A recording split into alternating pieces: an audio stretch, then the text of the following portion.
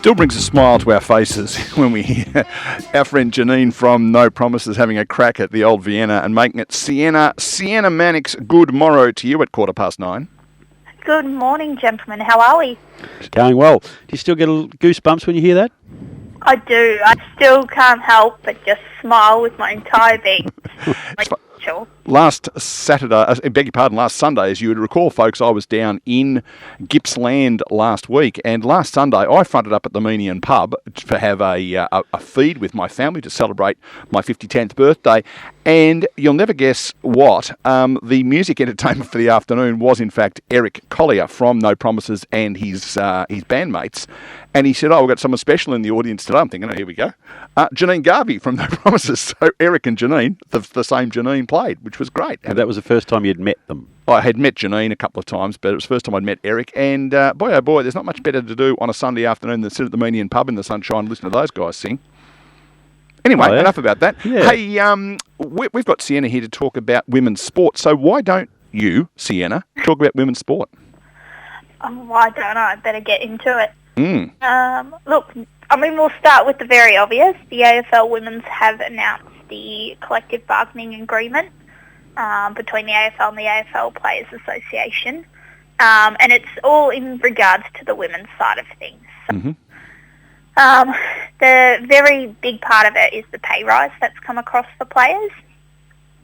So on average, 94% increase across all 4 payment tiers. So across all of the clubs, the general average, they're going from at least, if their minimum wage is about $20,000 to $39,000, which is just massive for something that's still developing.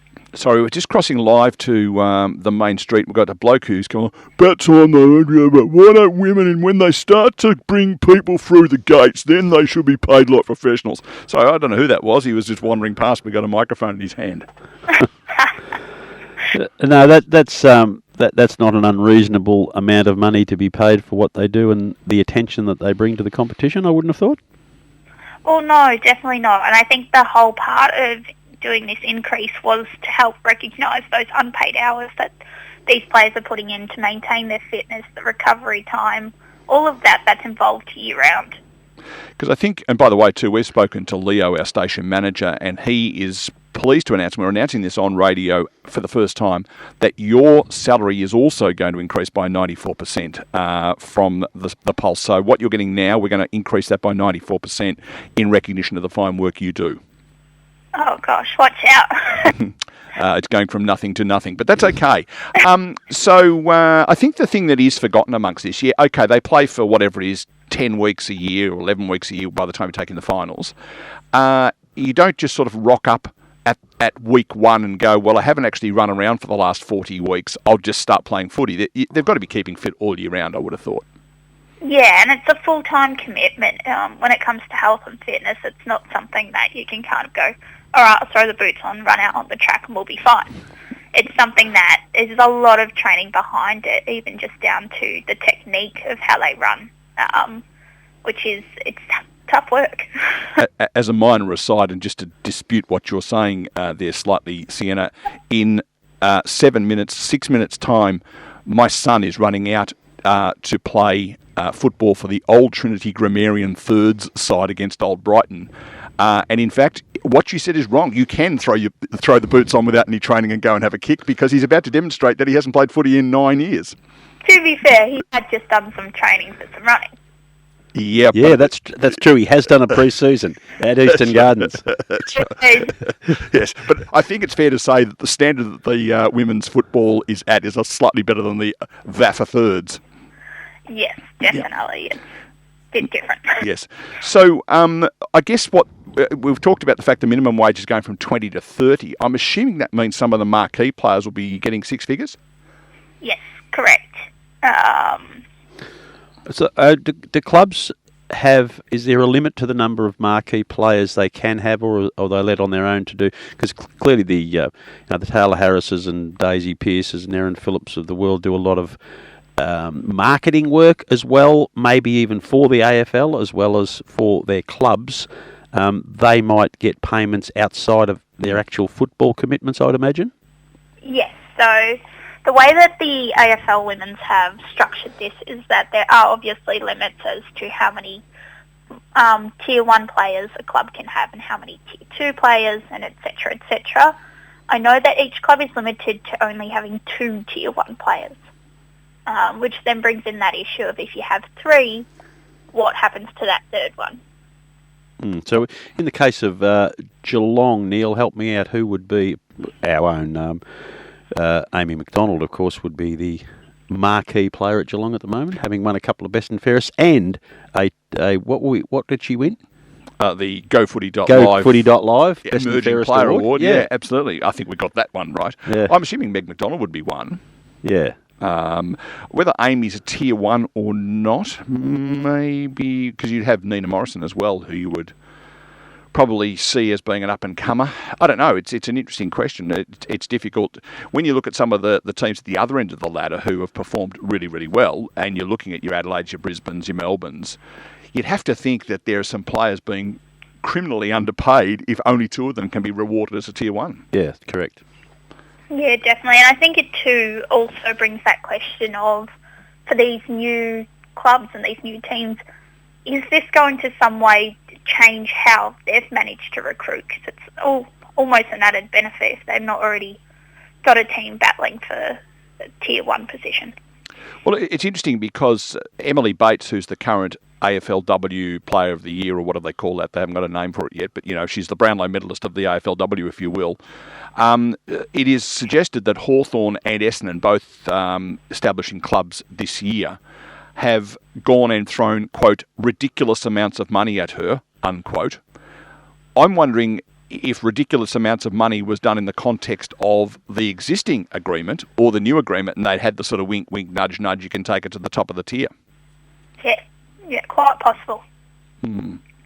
The payment structure, would you think someone of your age and position in life, Sienna, going from $39,000 a year on a part-time job where you had been working full-time somewhere and then went on to an AFL career, if you're feeling comfortable playing at a level, how much of a difference does $39,000 a year make to your life, thinking, well, look, I can spend a bit less time at a full-time job, maybe get a part-time job so I can spend more time at improving my footy? What's the balance for dollars required, do you reckon?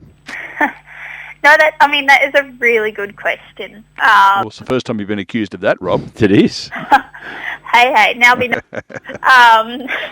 Because, nobody's ever going to be upset about a pay rise, let's be honest, and especially when it's something that you are passionate about, such as playing football.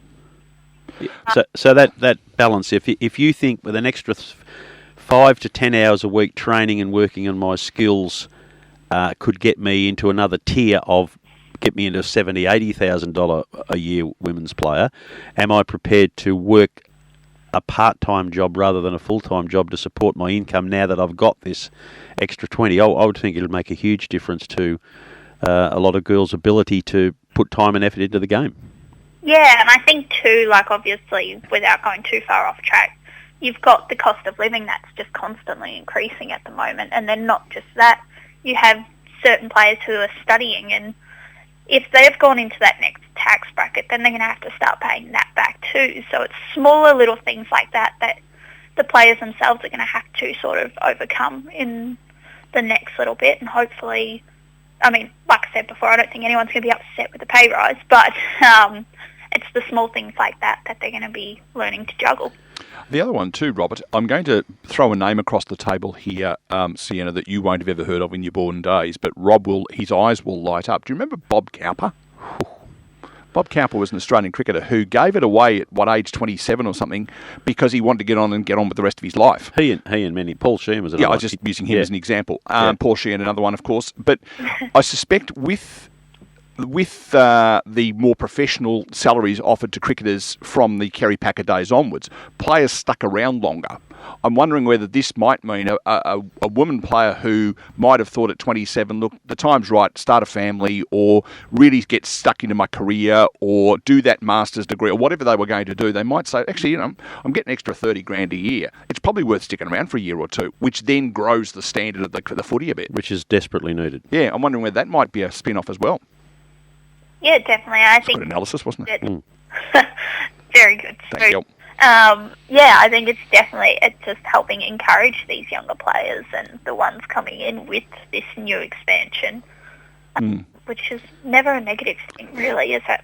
Because the thing you've got to remember is we've got to find an extra 84 players every week to run in a game of footy when the expansion teams come out. Yes. And that doesn't count the team players who aren't playing. There's 84 more people going to go take the field. We've discussed the merits of that in the past. The Roger merits. The Daniel merits. Changes in the cricket world as well, Sienna, and positive as well for the women's cricket. Yeah, so this week the Australians women cricket team was named for the upcoming Tri-Series and Commonwealth Games. There hasn't been too big a change in terms of the squad being announced. The only real change to point out is the coaching. Has a new coach been appointed with the departure of Matthew Mott? They've popped forward Shelley. Sorry, I always butcher her surname. I'm not very good with surnames. Nitschitsky, I think. Yes. So she was the... Nitschke, I think. So she's in interim head coach. So they've moved her into that position for the meantime. But it will be interesting to see whether they'll continue as it that way or if they're going to change that back to else.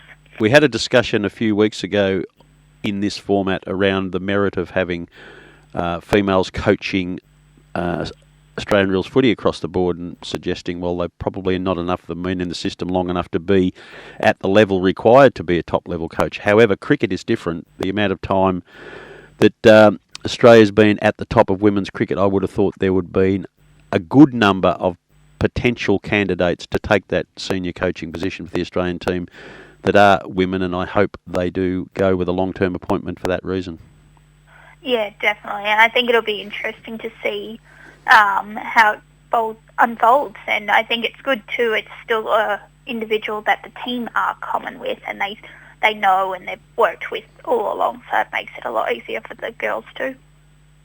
Yeah, sounds very, very exciting. And there was also some swing went on during the week, and I won't throw you under the bus, but there were some pretty good performances by some people that we'd heard of, such as Ariana Titmus and also the girl Emma McEwen. I noticed those names popped up during the week, so there must be some Commonwealth Games selections going on at the minute.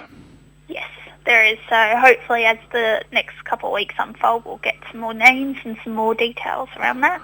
Disappointed to see Sienna Mannix wasn't one of them, because I know you're heavily involved in the swimming pool environment at the moment. Oh, look, involved in it, definitely not a swimmer. So the big story for the week, Shayna Jack, who's returning from a suspension for an illicit drug in her system, which she still screams innocence on, but it was probably good to see her back in the system, because she was potentially very good, and she's already come back to quite a high standard. So that's a good story. Whether she is innocent or guilty, we will never truly know. But the fact that she's gone through the time and come back strong is a great story for Australian sport. Yes, definitely. I think it's something that at least a bit of positivity in the world. Swum, Shona. We are about to bid you farewell, Sienna. Thank you so much for stepping up to the plate to do our women's sports report for us again this week. We might talk to you in a couple of weeks, or we might not. You just never know, do you? You never know where I'll be. That's it. She pops up everywhere, Sienna Mannix. Thanks for joining us. Thank you so much. See you, Sienna. All the best. Bye.